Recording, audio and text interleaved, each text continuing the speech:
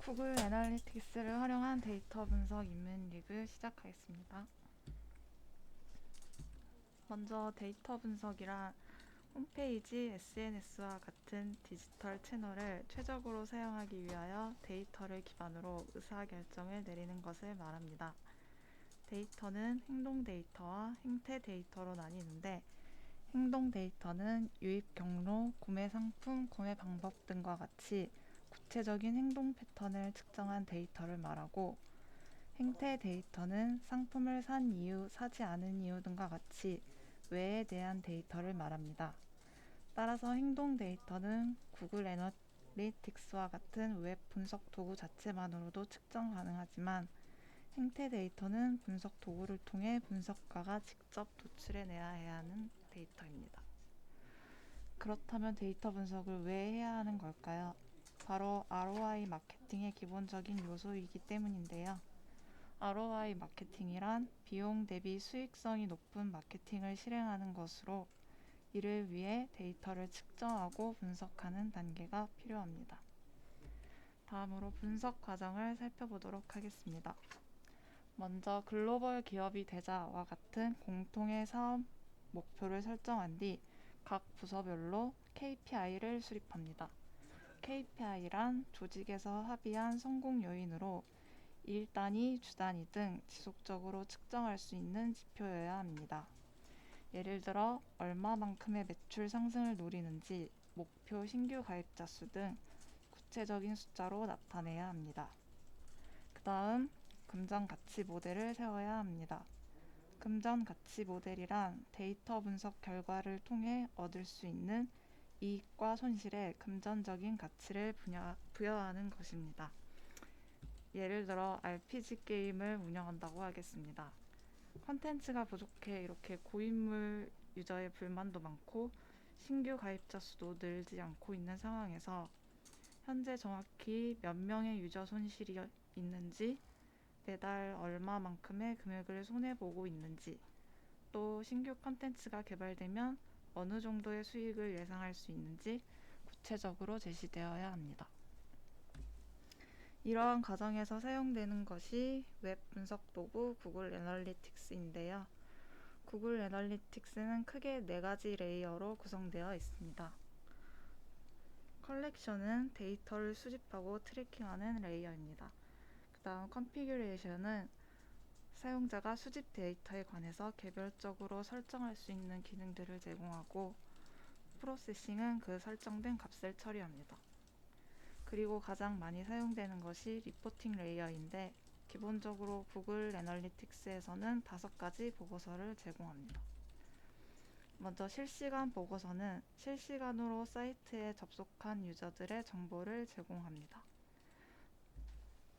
잠재 고객 보고서는 사이트에 유입된 고객에 대한 상세 정보를 제공해주는 보고서로서 접속 위치, 브라우저 유형, 성별, 연령대, 방문 빈도 등을 파악할 수 있습니다.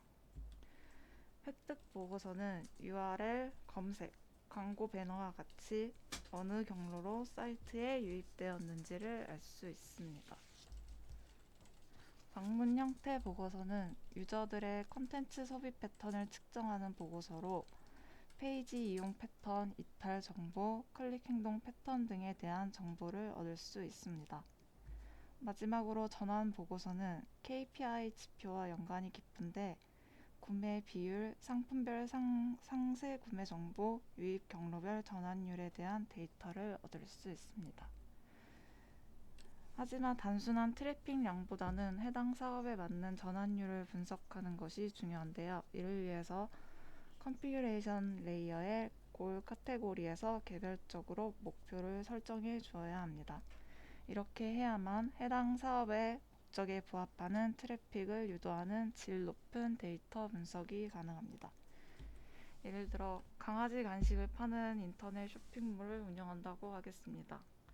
이때 목표의 이름을 장바구니 담기라고 하고, 장바구니 페이지를 목표로 설정합니다. 그리고 방문 형태 보고서에서 확인해보면 각 URL마다 목표에 기여한 금전 가치를 알 수 있습니다. 이벤트를 진행하고 있는 이벤트 페이지가 가장 기여도가 높고, 그 다음 베스트 상품을 모아놓은 페이지, 그 다음 브랜드 상세 설명 페이지가 가장 낮게 기여하고 있음을 알 수 있습니다. 그렇다면 기여도가 높은 이벤트 페이지에 집중하거나 브랜드 설명 페이지를 개선해야 한다는 분석이 나올 수 있겠습니다. 또 구매 완료를 목표로 두고 구매 완료 페이지를 설정했을 경우에 전환 보고서를 확인해 보면 구매 단계 어느 지점에서 고객들이 유입되고 이탈했는지를 알 수 있습니다. 예를 들어 100명이 들어와서 30명이 상품을 사서 나갔다. 그런데 홈페이지에서 10명이 이탈하고 상세 페이지에서 20명, 장바구니에서 5명, 결제 페이지에서 35명이 나갔다 한다면 결제 페이지를 개선하는 것이 가장 시급한 업무로 둬야 한다는 분석이 나오게 됩니다. 또 체류 시간도 설정할 수 있는데요.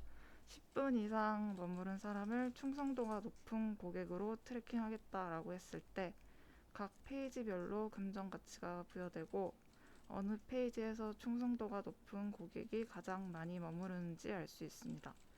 이 경우 이벤트 페이지가 가장 높으니 이벤트 페이지에 여러 떡밥을 뿌려놓는 것이 좋다라는 결론이 나올 수 있습니다. 장인은 도구를 가리지 않는다라는 말처럼 결국 의미 있는 인사이트를 도출해내기 위해서는 목표 설정을 어떻게 하는가가 제일 중요하고, 즉 분석가의 능력이 가장 중요하다고도 할 수 있습니다. 데이터는 목표가 아닌 수단일 뿐이기에 데이터 자체에 집착해서는 안 됩니다.